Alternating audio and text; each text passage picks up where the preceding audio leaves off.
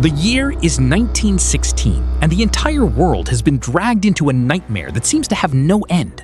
For almost 2 full years, the nations of Europe have been tearing each other apart in a brutal conflict that has completely changed the face of the earth. The romantic ideas of a quick and glorious war have been buried deep under the mud, along with the bodies of countless young men. The Western Front is now a massive open scar, tearing straight through the heart of Europe, stretching for hundreds of miles from the freezing coast of Belgium all the way to the Swiss border. This is a dead end, where all military strategy has completely collapsed into a primitive and barbaric struggle for mere yards of ruined earth. Millions of soldiers are now living like rats in deep zigzagging trenches carved into the wet dirt.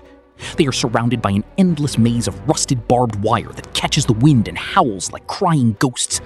The space between the opposing armies is known as No Man's Land, which is a barren wasteland of waterlogged craters and unexploded artillery shells where nothing can survive for more than a few seconds.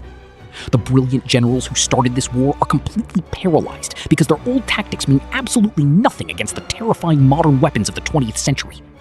Every time an army tries to attack, they are instantly mowed down by the relentless fire of heavy machine guns that can spit out hundreds of bullets every single minute. To advance even 1 single mile requires the sacrifice of tens of thousands of lives, and yet the lines on the maps remain stubbornly frozen in place. The soldiers sit in the freezing rain and suffocating mud, waiting for an order to charge into the meat grinder, knowing perfectly well that they are nothing more than numbers on a page to the men in charge. Disease and trench foot run rampant through the crowded dugouts, while the constant, deafening roar of artillery bombardments slowly shatters the minds of the strongest men, leaving them trembling in the dark. But the breaking point of this entire frozen war is happening further south, at a historic French fortress city called Verdun. The German High Command has launched a massive and utterly ruthless offensive there, with one single cold-blooded goal, which is to bleed the French army completely white.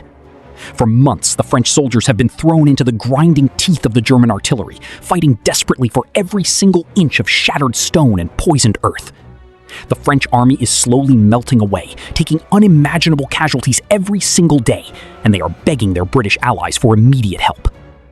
The British forces holding the lines around the Somme Valley realize that the entire fate of the war now rests entirely on their shoulders. They must launch a massive attack to draw the German forces away from Verdun and finally break this suffocating deadlock once and for all. The pressure is building up to a critical breaking point as the British commanders begin to draw up the plans for an offensive so massive and so destructive that it will surely crush the enemy lines and end the war.